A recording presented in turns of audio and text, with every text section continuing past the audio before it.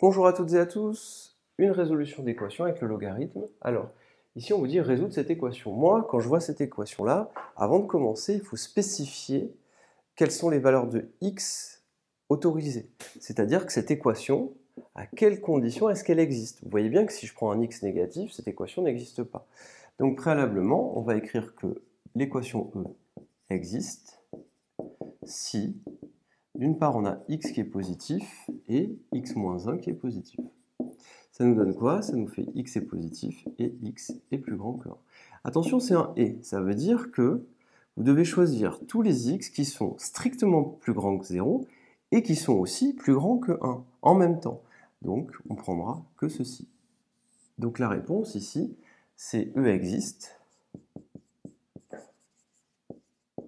si x est strictement plus grand que 1, tout simplement. Alors, on va résoudre notre équation, on va appeler S les solutions de E, soit S les solutions de E. Et on va commencer la résolution. Alors je vais le faire ici, et on va écrire x appartient à s, si et seulement si, on va mettre une double flèche, et on va commencer le travail. Alors, je vous laisse un petit peu réfléchir, comment est-ce que vous commenceriez? Bon, dans un premier temps, vous pouvez, si vous le désirez, recopier l'équation. Et là, il faut avoir les bons déclics, c'est-à-dire, vous voyez, vous avez logarithme plus logarithme égale logarithme. Bon, mais moi, ce que je sais, c'est que je sais que quand j'ai logarithme de x égale logarithme de y, je peux en déduire en composant par exponentielle que exponentielle de ln de x est égal à exponentielle de log de y, et donc que x est égal à y. Ce qui me permettra qu'il n'y ait plus de logarithme et d'avoir une équation où il n'y a que des x et des constantes, et ça, je saurai le résoudre. Donc l'idée, c'est d'écrire toute cette quantité-là sous la forme d'un seul logarithme. Comment faire? Eh bien, on applique les formules. Quand vous voyez logarithme de a plus logarithme de b, vous en déduisez que c'est égal au logarithme de ab. Donc, on va faire la même chose. Ici, vous allez écrire quoi? Vous allez écrire que c'est égal au logarithme de x fois x moins 1, tout simplement. Et ça, c'est égal au logarithme de 5. Arrivé ici, eh bien, ça y est, on a gagné, on a logarithme d'une quantité égale logarithme d'une autre. Eh bien, je vais composer par exponentielle, et j'obtiendrai ceci, exponentielle de logarithme de x fois x moins 1 égale exponentielle de logarithme de 5. Ce qui nous donne x fois x moins 1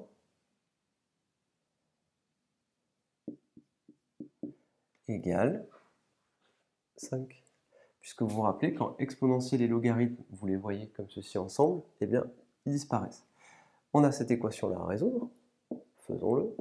Ça nous donne x au carré moins x égale 5. On met tout dans le membre de gauche. On obtiendra x au carré moins x moins 5 égale 0. Équation à résoudre. Et maintenant, attention, c'est le point crucial. Eh bien, on va tout simplement résoudre ceci. Et donc là, on va résoudre cette équation-là. Mais on va, attention, faire bien attention à vérifier que les x qu'on va trouver sont strictement plus grands que 1. Auquel cas, s'ils ne sont pas plus grands que 1, alors du coup, ils ne seront pas solution de notre équation E. On va résoudre tout de suite l'équation, donc on va calculer delta. Ici, à ce stade-là, on va écrire les valeurs de A, B et C. Donc A c'est 1, B c'est moins 1 et C c'est moins 5. Je vous conseille de faire ça toujours sur votre copie, ça vous permet d'être sûr de ne pas faire d'erreur. Donc on va écrire B au carré, ça fait moins 1 au carré, moins 4, fois 1, fois moins 5. Moins 1 au carré, ça fait 1. Moins 4 fois moins 5, ça fait plus 20. Et j'obtiens 21. Je résous mon équation. Maintenant, j'ai deux solutions distinctes, puisque delta est positif, que je peux écrire là. Alors, moins b moins racine de delta, donc moins b ça fait 1, plus racine de 21, sur 2a, 2. Et la deuxième, c'est 1 moins racine de 21 sur 2.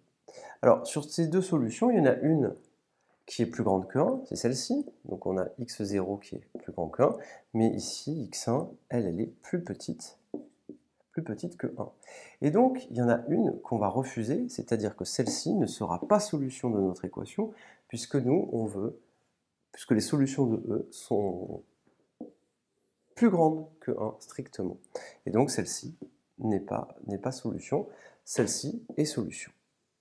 Alors, au niveau du raisonnement, vous allez me dire, mais je ne comprends pas, ici on a écrit le symbole équivalent. Et donc, je serais tenté de dire que dès que je trouve les solutions de cette équation, eh bien j'ai trouvé les solutions de celle-ci.